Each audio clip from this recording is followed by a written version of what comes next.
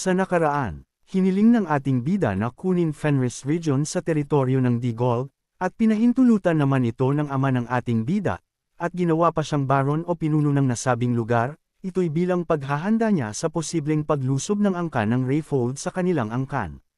Pagpapatuloy, parehas si Harold at si Ghislaine ay nakikita-kita na maaaring samantalahin ay Amelia ang sitwasyon ng Perdium na umatake ito, kaya sabay sila ngayon na kumikilos, para maging handa sa mga posibleng mangyari.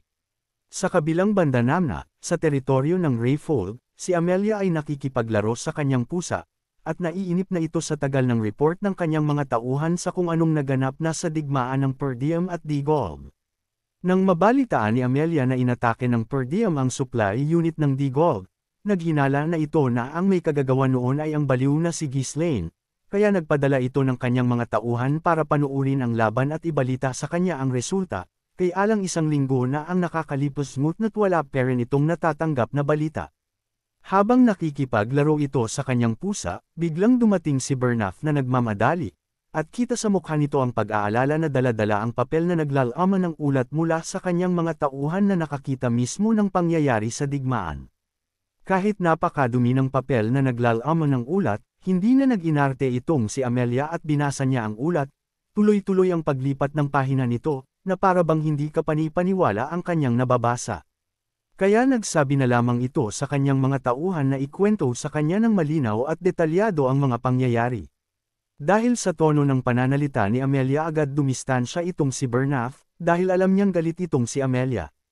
Simula nang maisahan siya ni Ghislaine at mahututan ng libu-libong ginto, hindi na maganda ang kutob niya sa ating bida, nakakaramdam ito ng mga hindi magandang mangyayari basta nandoon si Ghislaine. Kaya kahit matapos ikwento ng mga tauhan niya ang mga nangyari, hindi na nagtaka itong si Amelia, dahil talagang sa umpisa palang matapos niyang mabalitaan ang pag-atake ng Perdium sa supply unit ng kalaban, alam na niyang may magaganap na gagawin si Ghislaine at hindi nga siya nagkamali sa kanyang kutob. Ang pinagtataka lang nito paano nagawa ni Ghislaine na mag-set up ng ganong katinding trap ang ating bida.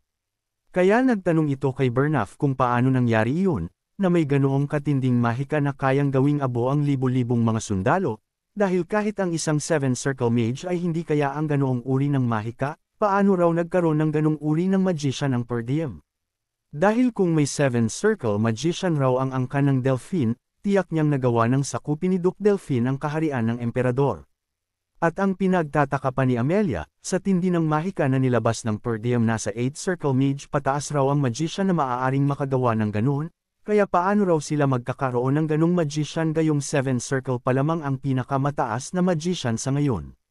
At kahit mismo ang Royal Mage sa Royal Kingdom ay walang ganon uri ng magician, at hindi kayang gumawa ng ganoong uri ng trap, paano raw iyon ginawa ni Ghislaine, kaya napapailing-iling na lamang si Amelia, imposible, sabi nito. Imposible rin daw na tinulungan sila Ghislaine ng mga legendary na mga nilalang, dahil hindi raw makikialam ang mga iyon sa mga simpleng digmaan lamang. Matapos niyang maiisip iyon, sumagi sa kanyang isipan ang isang bagay, sabi nito, alam ko na, tiyak na iyon ang ginawa ni Ghislaine, ano po yun Lady Amelia? Tanong naman ni Bernaf. Mga runestone, sagot nito, tiyak na bago pa lamang magsimula ang digmaan ay naglagay na ng mga runestone sa ilalim ng lupa ang Perdium bilang patibong nito sa kanilang kalaban, iyon lang ang posibleng dahilan para sumabog ng ganon kalakas ang apoy na iyon, sabi ni Amelia na mabilis niyang nabasa ang ginawang iyon ng ating bida, patunay na talagang hindi rin basta-basta ang katalinuhang taglay ng babaeng ito, na tiyak ay magiging mas matindi ang susunod na labang kahaharapin ng ating bida. Dito naman ay nagulat itong si Bernaf sa sinabi ni Amelia, dahil kung totoong runestone raw iyon ay tiyak sobrang daming runestone ang ginamit noon para makagawa ng ganong katinding apoy, at napakalakan halaga raw iyon, dahil kaya nang suportahan ang pangangailangan ng Perdium sa loob ng 2 dekada, kabaliwan raw iyon kung ganon ang ginawa ni Ghislaine. Sabi ni Amelia, kung ibang tao tiyak hindi gagawin ang bagay na iyon, pero kung ang taong iyon, walang makakapantay sa kanyang kabaliwan, sabi nito kay Bernaf na tiyak niya na nagwaldas ng napakaraming runestone ng ating bida matalo lang ang kalaban.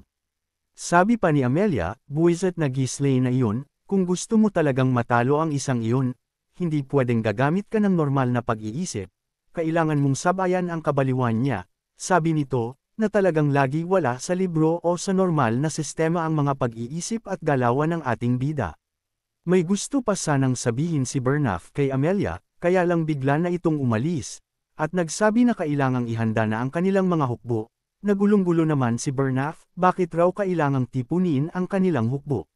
Nasabi naman ni Amelia, ang hukbo ni Desmond ay no asal, sa tingin mo ang aking ama ay walang gagawin. Sakam ang matandang iyon, kaya hindi uupo yun lalo na sa ganitong pagkakataon. Ganon nga ang nangyari, nakarating nga sa ama ni Amelia ang balita patungkol sa digmaan, kay may dahilan na ito para atakihin nila ang teritoryo ni Desmond. Sabi pa nito, ang lakas ng loob nilang atakihin ang ating kapanalig na per diem, hindi ko mapapalampas ang pangyayaring ito, sabi ng ama ni Amelia, na ang isang ito ay si Desmond ang target, pero si Amelia ay si Ghislaine. Hindi pa rin maintindihan ni Bernaf ang pangyayari kung bakit kailangang nilang ihanda ang kanilang hukbo, kaya pinaliwang ito ni Amelia na naiinis na kay Bernaf sa kahinaan ng kokot nito. Dahil marami sa hukbo ni Harold ang nawala, mahina na ngayon ang puwersa ng teritoryo nito, kaya hihingi ito ng tulong kay Duke Delphine, kaya lang busy ang teritoryo ng mga Delphine sa plano nilang pabagsakin ang Royal Kingdom. Kaya kapag sasalakay ang ama ni Amelia sa teritoryo ni Harold, ito ang pagkakataon ni Amelia para naman mag-aklas at gumawa ng isang malaking rebelyon laban sa kanyang ama para makuha ang pamumuno sa kanilang teritoryo habang wala ang kanyang ama. Ito rin ang alam ni Harold na gagawin ni Amelia pag sumugod na puwersa ng ama ni Amelia.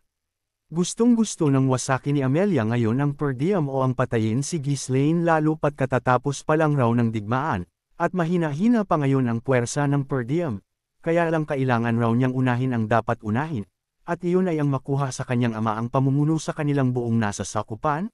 Ganito kasakim ang babaeng ito, walang pamilya-pamilya, para sa kapangyarihan at posisyon gagawin ang lahat kahit kalabanan pa mismo ang magulang nito. Sa kabilang banda naman sa teritoryo ng per diem, dito ang mga tauhan ng ating bida ay talagang nakakasayahan, nagpapalakasing ng husto sa alak para ipagdiwang ang kanilang kapitan na ngayon ay isang baron na ng isang teritoryo. Kaya lang habang nagsasayahan ang iba naman ay nagluluksa, iyon ay maraming nasawi sa mga kalaban, at nagtagumpay ang per diem hindi pa rin mapagkakaila na may mga namatay rin sa per diem, may mga pamilyang naulila pa rin.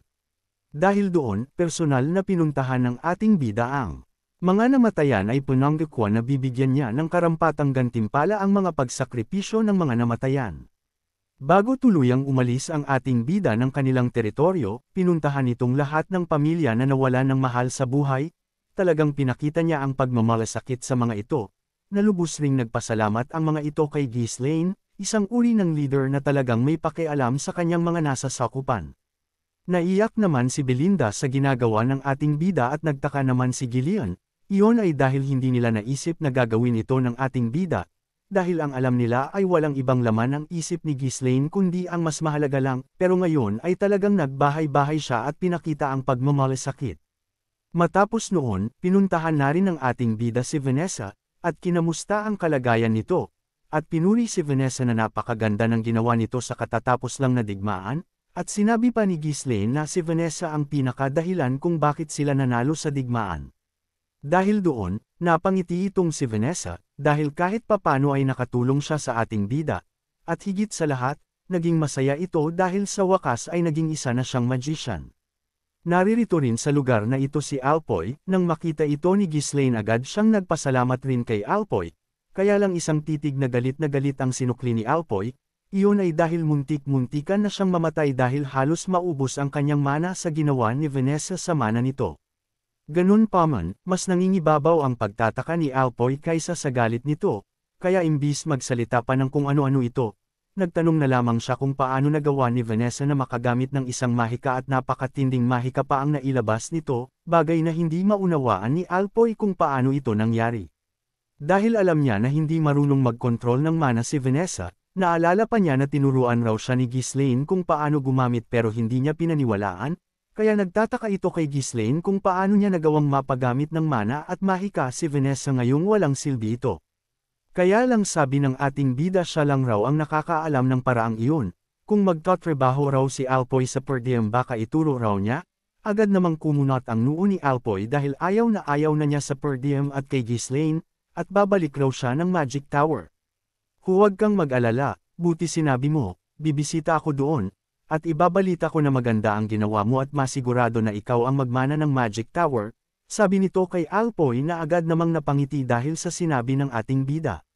Balak bumalik ni Ghislaine sa Magic Tower dahil may proposal na naman itong naisip para sa pinuno ng Magic Tower, kaya kailangan niya kaagad makausap Magic Tower Master. Kinabukasan, dala ng kanyang hukbo, ang ating bida at ang buong pangkat nito ng mga mersenaryo ay dinala niya pabalik ng Forest of Beast.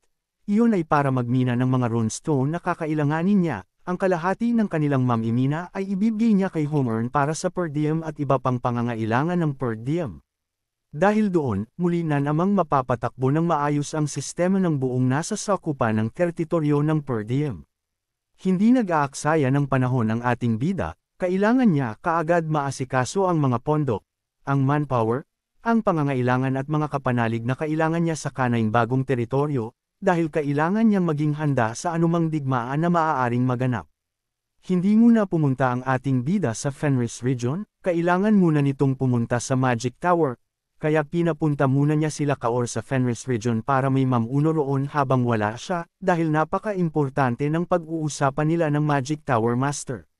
Hindi nga nagtagal ay nakarating ng muli sila Ghislaine at Belinda sa Scarlet Flame Magic Tower, at sinamahan ng ating bida ng isa sa mga katiwala roon papunta kay Hubert ang Tower Master ng Magic Tower.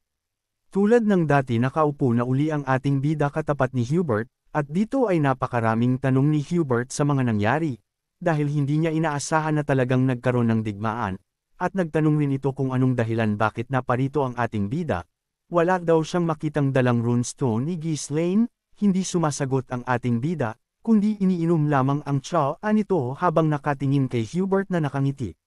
Nang sabihin ni Ghislaine na wala na siyang mabenta na runestone kasi pinasabog niya lahat para matalo ang kalaban, nainang si Hubert, sabi nito, baliw ka talaga, alam kong wala ka sa tamang katinuan, pero ang ginawa mo. Pinasabog mo lahat, asan pa utak mo? Sabi ni Hubert na talagang gulat na gulat at hindi makapaniwala sa ginawa ng ating bida. Sabi pa ni Hubert, kung alam ko lang ang mga gagawin mo, edi sana pinadala mo na lang sa amin ang kalahati sa mga runestone na iyon at nagpadala ako ng mga magician sa iyo bilang tulong, sabi nito. Sabi naman ng ating bida, totoo ba? Magpapadala ka talaga ng mga magician pag kailangan ko? Tanong nito. Siyempre naman, kayang-kaya kong gumawa ng paraan para makatulong, sabi nito kay Ghislaine. Napangiti na lamang ang ating bida sa mga sagutan ni Hubert, dahil alam nito na madali na lamang sabihin ito ng Tower Master kasi tapos na ang gyera, kaya lang ang mga ngitian ng ating bida ay may ibig sabihin, isang ngiti na talagang mayayari na naman itong si Hubert. Kaya sabi ng ating bida, grabe nakaka-touch ka naman pala, hindi ako makapaniwala na ganyan pala ang turing mo sa amin, na talagang gagawin mo ang lahat para matulungan mo kami. Sabi naman ni Hubert, syempre naman ako pa ba, ang sinumang nakapag-transaksyon na namin ay talagang pinpakitaan naman ng kabutihan saad pa ni Hubert. Kaya sabi ni Ghislaine, salamat talaga, noong una nag-aalangan pa ako sabihin ang pakay ko rito ngayon sa iyo, pero salamat dahil sa mga sinabi mo gamaan na ang loob ko, sabi ng ating bida, na nakahanap ng paraan para ma-corner na naman niya ang Tower Master. Kaya lang nang marinig ito ni Hubert, bigla itong kinabahan, pakiramdam niya may delubyong magaganap na naman sa kanya sa pagdating ni Ghislaine sa kanyang Magic Tower, kaya sabi nito, ano iyon? Nangangatal nitong tanong sa ating bida. Sabi ng ating bida, patawad. Pero hindi ko na magagawang magbenta pa sa iyo ng mga runestone, na agad namang ikinagulat ni Hubert, iyon ay dahil kasama ito sa kontrata nila na hindi pa tapos ngayon. Dahil kapalit ng mga mages na pinadala niya ay patuloy na magbebenta si Ghislaine ng runestone sa Magic Tower, kaya lang hindi na raw magagawa ito ng ating bida. Iyon ay dahil marami na siyang nagamit na runestone, at delikado ang lagay nila ngayon sa mga posibleng mga digmaan na paparating, kaya sabi ni Hubert, dala ng pangamba nito, bibilhin raw niya ng 5 beses na halaga sa market price ang mga runestone ng ating bida, kaya lang hindi pumayag si Ghislaine dahil hindi raw pera ang problema nila ngayon. Dahil kailangan nilang maghanda sa mga digmaan, at wala silang mga hukbo na panglaban sa mga kalaban sa oras na sumugod ang napakaraming kalaban. Napapailing na lang itong si Hubert sa ating bida, sabi niya, yan ka na naman, ginagamit mo na naman ang runestone sa akin, sabi nito, kaya wala nang magawa itong si Hubert, kaya sabi nito, ganto na lang, paano kung tulungan ka naming kumuha ng mga sundalo na kailangan mo? Sabi ng Tower Master. Kaya lang tinanggihan ito ng ating bida, na hindi raw kaagad madaling bumuo ng hukbo, dahil sesanayin pa, kaya kung ano-ano nang inisip na paraang ni Hubert, humingi raw ng tulong sa Royal Kingdom, sa mga kalapit na mga teritoryo, pero walang sinang ayunan ang ating bida. Sabi pa ni Ghislaine anong gamit ng mga runestone kung mawawasak lang rin kami, sabi nito, na talagang iniipit niya si Hubert. Iyon ay dahil gustong-gusto ng Tower Master na manatili ang samahan nila ng ating bida dahil sa mga runestone, kasi magiging only supply ang kanyang runestone basta magkapanalig sila ni Ghislaine. Kaya gumamit na ng piyang babawol na teknik ang tuso nating bida, sabi nito, hay nako, wala na talaga akong makitang paraan pa, sa oras na salakayin kami ng mga kalaban, ganun na lang uli ang gagawin ko, magpapasabog na lang uli ako ng mga runestone, nakakapanghinayang man pero wala akong magagawa, walang makakatulong sa akin, sabi nito na may paawa-awa effect pa. Dahil sa sinabi nitong ating bida, sinabi na ni Hubert ang pinakaaantay ni Ghislaine, alam ko na. Mages, magpapadala ako ng maraming magician sa inyo, kung hindi makakatulong ang Royal Kingdom o ang ibang mga maharlika, kami na lang ang tutulong sabi nito. Nang marinig ito ng ating bida, pilit niyang itinatago ang kanyang ngiti, kaya nagpapanggap ito ngayon na hindi siya masaya sa sinabi ni Hubert, pero nahulog na uli niya sa kanyang kagustuhan itong Tower Master.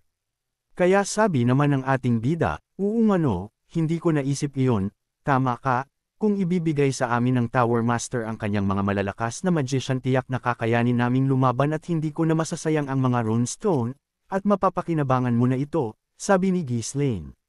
Sabi naman ni Hubert, nagpadala na kami ng mga magician sa inyo kaya walang problema, kaya lang dapat hindi ito malaman ng iba, sabi ng Tower Master, tugon naman ng ating bida, syempre naman ako pa ba, walang makakaalam nito, sabi ni Ghislaine. Napabuntong hininga na lamang ang Tower Master, iyon ay dahil hindi maganda ang kutob niya sa mga sandaling ito, ang gusto lamang raw niya ay ang tuloy-tuloy na supply ng mga runestone pero bakit raw sa tuwing nakakausap niya si Ghislaine ay parang laging lugi at dahado raw siya. Ibig sabihin pagbebentahan mo na kami uli ng mga runestone mo. Tanong ni Hubert, hindi kaagad ito sinagot ng ating bida, ang sinabi lang niya, dahil napakabuti mo sa amin, bakit hindi nating subukan pang mas pagandahin ang lahat para sa iyo at para sa amin, sambit ng ating bida. Ano iyon? Ano na naman ang nasa isip mo? Medyo naiinis ng tanong ni Hubert, iyon ay dahil talagang hindi na natatapos sa katusuhan itong ating bida. Bakit hindi ka magtayo ng isa pang branch ng Magic Tower sa lugar ng nasa sakupan ko? Sabi ng ating bida, na agad namang napa-address itong si Tower Master sa sinabi ni Ghislaine, iyon ay dahil talagang puro kabaliwan ang lumalabas raw sa bibig nito, branch ba sabi mo? Hindi kami nagtatayo ng mga branch, hindi lang kami, kundi walang Magic Tower sa buong kontinente ang nagtatayo ng kanilang branch ng Magic Tower. Sabi nito sa ating bida na ang naiisip raw ni Ghislaine ay talagang taliwas sa nakasanayan nilang lahat. Sabi naman ni Ghislaine, di ba nagpapadala ka naman ng mga magician na sa amin? Kung magtatayo ka ng branch edi mawawala na ang mga paghihinala na tinutulungan mo kami, paliwanag ng ating bida. Na prang may ilaw na nagliwanag sa isipan nitong Tower Master, sabi niya sa sarili, hindi ko naisip ito noon, sabi niya, iyon ay dahil sa oras na magtayo nga siya ng branch sa lugar ng ating bida, hindi lamang maaalis ang paghihinala sa kanya, kundi malaya pa siyang makakapamili ng runestone mula kay Ghislaine, bagay na makakalamang siya sa iba pang mga Magic Tower. Kaya lang nahihirapan pa ring sumang-ayon itong Tower Master, dahil iba raw ang nakasanayang tradisyon ng mga Magic Tower, baka raw may masabi na hindi maganda sa kanya, sabi naman ni Ghislaine mas magandang humakbang pasulong sa pagbabago, kaysa hindi na umunlad dahil nakatali na sa tradisyon o nakasanayan ng karamihan. Dagdag pa ni Ghislaine kung hindi talaga pwede okay lang, aalis na lang ako, subukan ko na lang ang makakaya ko kung hanggang kailan kami makapagbenta sa inyo at kung ilan ang matabi kong runestone, tugon ng ating bida. Kaya nang tumayo at naglalakad na palabas ng pinto ang ating bida, nagmamadaling tumayo ang Tower Master, at naglakad papunta sa pinto, upang harangan ang ating bida. Ikaw naman masyado ka talagang menipin, papayag naman talaga ako, Sa totoo nga niyan baka si Alpoy ang ilagay ko na branch leader doon para doon niya magawang matapos ang training niya sa akin, sabi nito sa ating bida. Pumayag na si Hubert iyon ay dahil kung mawawalan siya ng supply ng runestone, maaaring mawasak ang kanilang magic tower, kaya anong gamit pa ng sinaunang sistema kung mawawasak rin naman sila, kaunting paliwanag lang daw malulusutan na niya ang mga sasabihin ng iba. Dahil doon, masayang-masaya ngayon ang ating bida sa kanyang kaloob-looban, iyon ay dahil sa only supply ng magician mula sa Magic Tower ay magagawa niyang palakasin ng gusto ang depensa ng kanyang mga nasa sakupan. Mahalaga sa ating bida ang pagsang-ayon na ito ng Tower Master, iyon ay dahil hindi na niya pwedeng pasabugan pa ang mga runestone, dahil may mahalagang gamit ito sa kanyang mga plano para sa hinaharap. Nagtanong naman si Hubert sa ating bida, may lugar ba sa per diem para pagtayuan ng Magic Tower? Tanong nito, mabibigyan kita ng lupa para sa Magic Tower na itatayo mo pero hindi sa per diem, paliwanag ng ating bida. Na agad namang nagulat na itong si Hubert, iyon ay dahil pagkausap niya itong ating bida parang kumakausap siya sa hangin, at kailangan niya laging isipin o hulaan kung anong sinasabi nito, magpapatayo ng Magic Tower para tulungan ang per diem, pero hindi sa per diem itatayo. Ang labo nito, sabi ni Hubert. Saan mo ba talaga gusto itayo ang branch ng Magic Tower na gusto mo? Tanong nito, biglang ngumit ng nakakaloko ang ating bida, isang ngiti na napakatuso. Sabi nito sa Fenris Region, ako na ngayon ang baron ng lugar na iyon, sagot nito. Kaya mas lalong nawindang itong si Hubert, ano? Ikaw na ang pinuno ng lugar na iyon, isa baron. Tanong nito, dahil doon, namutla itong Tower Master, iyon ay dahil mukhang trahedya raw ang pagkakilala niya sa ating bida, dahil delikado ang ginawa ni Ghislaine sa Royal Kingdom, at baka madamay raw siya. Halos himeteya na ang Tower Master sa sandaling ito, na ang ating bida naman ay ngiting-ngiti na nakatingin sa labas ng bintana, na napakalayo ng tingin nito, dahil sa hinaharap ngayon ang tinignan ni Ghislaine. Mga kakaiba na naman ang mga pinaplano ngayon ng ating bida, mga planong taliwas sa nakasanayan ng karamihan. Ano kayang magiging hakbangin ng mga kalaban ni Ghislaine, ng teritoryo ng Delphine, Desmond, at Rayfold? Ano kayang magiging alas ng ating bida sa susunod na digmaan? Abangan!